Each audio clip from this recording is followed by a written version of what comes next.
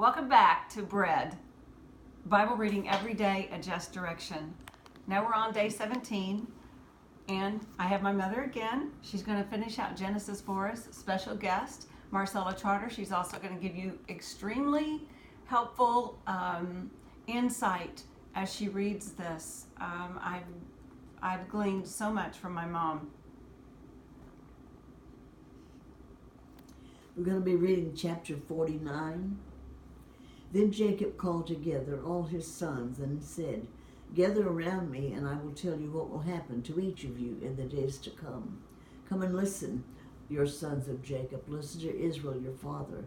Reuben, you are my firstborn, my strength, the child of my vigorous youth. You are first in rank and first in power. But you are as unruly as a flood, and you will be first no longer. For you went to bed with my wife, and you defiled my marriage couch." I tell you, the Bible's like a soap opera. Listen up. Simeon and Levi are two of a kind. Their weapons are instruments of violence.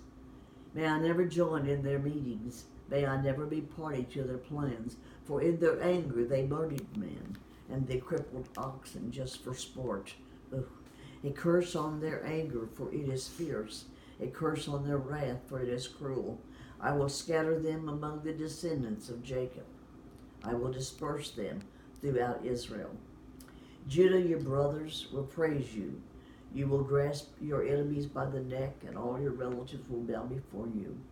Judah, my son, is a young lion that has finished eating its prey.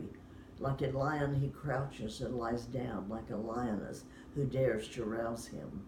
The scepter will not depart from Judah, nor the ruler's staff from his descendants, until the coming of the one to whom it belongs, to the one whom all nations will honor, and of course that's Jesus Christ. He tied his foal to a grapevine, the colt of his donkey to a choice vine.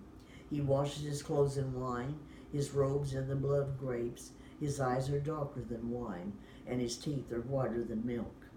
Zebulun will settle by the seashore, and will be a harbor for ships, and his borders will extend to Sidon. Issachar is a sturdy donkey, resting between two saddle packs.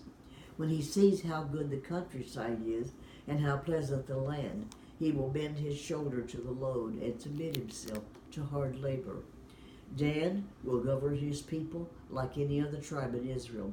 Dan will be a snake beside the road, a poisonous viper along the path that bites the horse's hoof so its rider is thrown off. I trust in you for salvation, O Lord. Gad will be attacked by marauding bands, but he will attack them when they retreat. Asher will dine on rich foods and produce food fit for kings. Naphtali is a doe set free that bears beautiful fawns. Joseph is the foal of a wild donkey, the foal of a wild donkey at a spring, one of the wild donkeys on the ridge. Archers attacked him savagely, and they shot at him and harassed him, but his bow remained taut. His arms were strengthened by the hands of the mighty one of Jacob, by the shepherd, the rock of Israel. May the God of your father help you. May the Almighty bless you with the blessings of the heavens above, and blessings of the watery depths below, and the blessings of the breast and the womb. May the blessings of your father surpass the blessings of the ancient mountains, reaching to the heights of the eternal hills. May this blessing rest on the head of Joseph, who is a prince among his brethren.